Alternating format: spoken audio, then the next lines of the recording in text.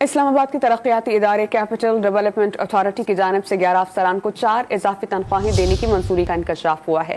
اس پر ہم بات کرتے ہیں ڈان نیوز کے رپورٹر عبداللہ محمد سے۔ عبداللہ، حکومت ایک طرف کفایت شعاری کے اقدامات اٹھائے جا رہے ہیں، دوسری جانب 4 تنخواہیں دی گئی ہیں، کیا اس کا علم ہے بڑے افسران کو اور کیا کارروائی کی گئی ہے اس کے خلاف؟ جی بالکل، جو وفاقی ترقیاتی ادارہ سی ڈی ہے اس میں جو پلاٹ ایکشن کمیٹی کے افسران ہیں ان کو خلاف ضابطہ اضافی تنخواہیں دینے کا انکشاف ہوا ہے۔ دستاویزات کے مطابق پلاٹ فروخت کرنے والی کمیٹی کو عید پر جو افسران ہیں 4 اضافی تنخواہیں ادا کی گئی ہے۔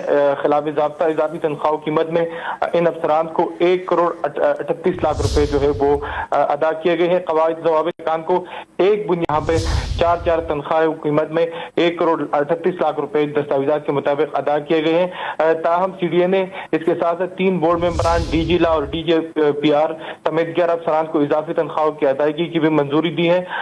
سی ڈی اے نے 169 دیگر ملازمین کو 1 ماہ کی اضافی تنخواہ ادا کرنے کی بھی منظوری دی ہے۔ ہم آپ کو بتاتے چلے کہ کچھ روز پہلے ایسٹر پر جو زیادہ تر ملازمین جن کا تعلق مسیحی برادری سے، انہیں تنخواہیں نہ ادا کرنے کی تنخواہیں ادا نہیں کی گئی تھی۔ سی ڈی اے نے موقف اپنایا تھا کہ ان کے پاس فنڈز کی کمی ہے، لیکن دوسری جانب جو افسران ہیں ان کو 1 کروڑ 38 لاکھ روپے ادا کیے گئے۔ جی بہت شکریہ، آپ نے ہمیں اپڈیٹ کیا عبداللہ محمد۔